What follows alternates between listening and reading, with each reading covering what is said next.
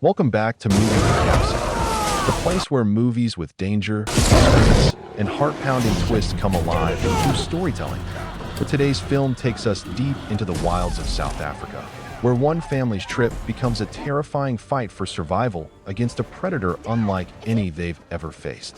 It's a story of grief, courage, and raw survival instincts as a rogue lion stalks its prey with relentless fury. This is Beast 2022. The story begins deep in the African wilderness.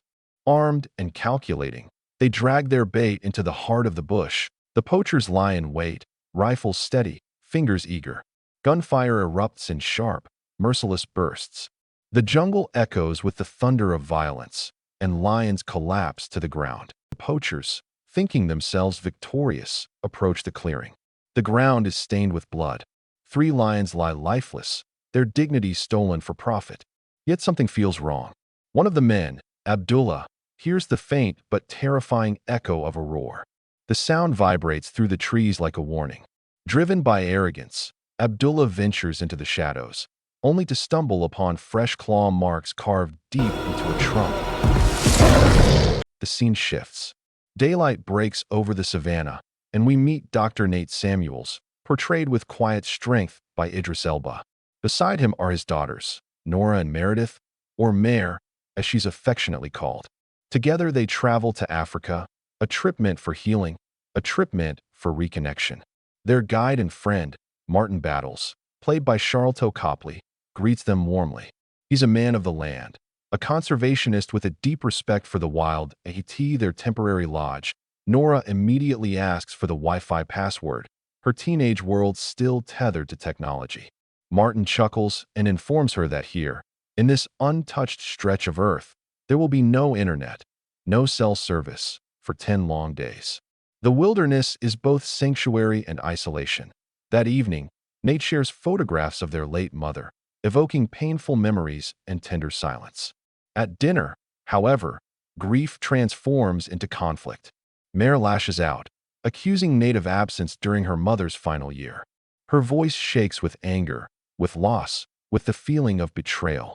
Nate, carrying the weight of regret, reveals the truth. They had already separated before her illness worsened, a decision made mutually, though it offers little comfort to his daughter. Morning arrives. Martin introduces them to Banji, a skilled tracker and guardian of the lion prides within the reserve. With pride, Banji shows them the Nandi pride, named in honor of a legendary matriarch. He points out the males, Kuda and Ka, their strength and legacy etched into the land. Martin's bond with them is clear.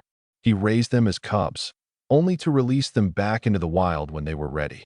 Now they stand tall, symbols of both survival and freedom. But as Martin approaches Nandi, the lioness, his joy falters. She is injured, her movement strained.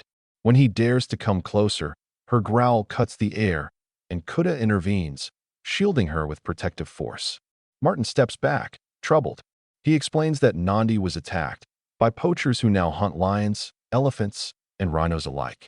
Their greed feeds a cruel market, where bones, claws, and teeth are sold like trophies. The group later travels to a nearby village, hoping for signs of life, for answers.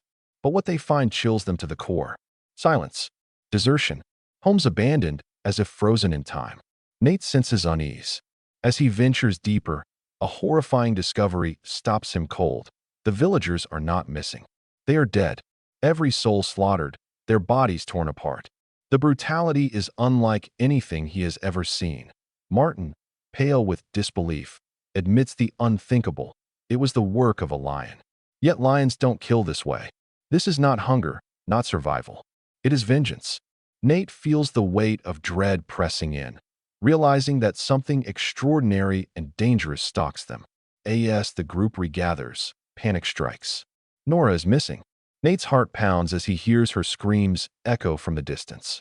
He sprints toward the sound, finding her trembling near the carcass of a cow and the lifeless body of a woman. The rogue lion's shadow looms closer. From here, their journey turns into a desperate fight for survival. Martin attempts to call Banji for help, but the mountains cut off their radio signal. The jungle has swallowed them whole. They stumble upon a man, Mutand, whose brother was killed by the same lion. His eyes are wild with grief. His warning is simple. The beast is not ordinary, and it will not stop. Then, a rustle in the forest, an eerie noise. Martin raises his hand, signaling Nate to keep calm. He ventures into the trees, searching. Near the water, he finds claw marks, then the sudden thrash of movement. For a split second, he thinks it's a crocodile, but then the lion strikes. It barrels into him from behind, a force of nature unleashed. Gunshots rip through the stillness. The daughters scream, locked inside the vehicle. Nate, frantic, runs toward the forest. And then he sees it. For the first time, he lays eyes on the beast. A towering lion, scarred and enraged, eyes burning with vengeance. The sight shakes him to his core. He sprints back, diving into the car just as the lion slams into him. The animal doesn't stop. It climbs atop the car, snarling, teeth flashing through shattered glass. The girls cry out. Nate fights, kicking furiously, until the lion finally falls away. But the danger is far from over. Their car veers out of control, skids into a ditch, and smashes against a tree. Nate checks his daughters, forces calm into his voice though his own hands tremble. Outside, the lion's shadow looms, circling. Then, through the static of the radio, Martin's voice crackles through. Relief floods Nate, until Martin reveals his legs are shredded. The lion came from nowhere, ripped him apart. He is bleeding out, weak, yet still trying to sound steady for the girls. Nate tells him what to do. Heat the knife, cauterize the artery. Martin obeys, his scream carrying through the air like a dying animal. Nate clutches the radio, his own voice breaking. He promises to reach him. But Martin warns, he isn't alone. The lion is watching him. Inside the wrecked vehicle, Nate and his daughters find a rifle. Mare, recalling how Banji assembled it earlier, puts it together with trembling hands. Nate clings to Martin's voice as a guide, scanning the terrain for movement. From the car's sunroof, he tries to spot Martin's location. Mare notices the hunter's blind nearby and impulsively bolts toward it. Nate yells for her, but it's too late. Suddenly, Nora's terrified cry pierces the air. The lion is here. Nate fires, misses. The lion slams into him, dragging him down. He scrambles beneath the car, the beast clawing, biting, relentless. Just as it seems he's doomed, Nora strikes back, jabbing the lion with a dart. The animal roars in fury and retreats into the wilderness. For the moment, they are safe. They tend to Martin, who is barely conscious. The tranquilizer has little effect. Night falls, bringing with it the suffocating fear of the unknown. Martin whispers the truth. Lions don't act like this. This one has gone rogue, driven mad after poachers destroyed its pride. Now, it hunts with one purpose only. Revenged, in the dead of night. Headlights appear. Visitors approach. But instead of help, it's the poachers, the same men who slaughtered the lions.